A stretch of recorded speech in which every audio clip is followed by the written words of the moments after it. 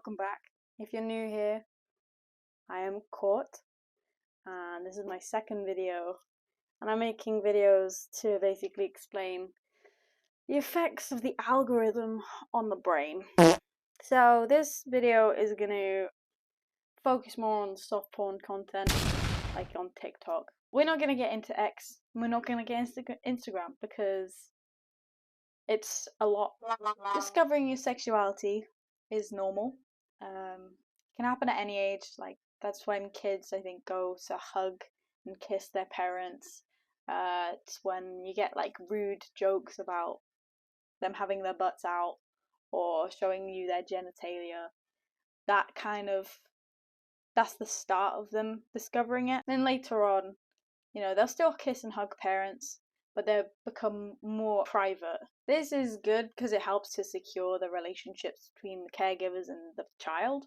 That then goes on to further improve relationships in the future. It's a natural process that occurs over the years. My point was that porn can speed this up. An article that was written in 2023, and it's called "The Impact of Seeing Online Pornography in Children," explains the actual effects of exposing children to graphic, adult-natured content. It affects 3 growth areas in particular. The first one being psychological. When children watch this type of content, it's done usually without parental consent. Guilt kicks in and they have to hide it away. Also, their desensitization to the sex then ends up hindering them later on in life. So exposure to porn prior to the adolescent stage can desensitize sex, and that then becomes a hazard. The second growth area that's impacted is physical. There's been several studies shown that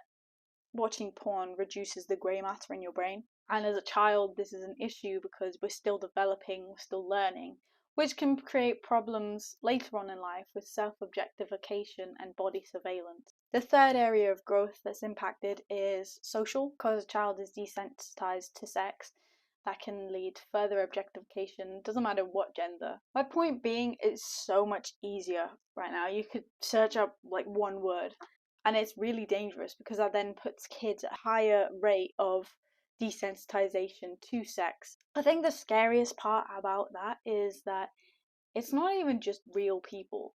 It comes up with AI models, which is creepy and weird and scary because what? As well as AI is actually used to create deep fakes of people, which in itself is awful because there is no proof of consent to this. People can manipulate them into pornographic reasons, which I just think is just weird.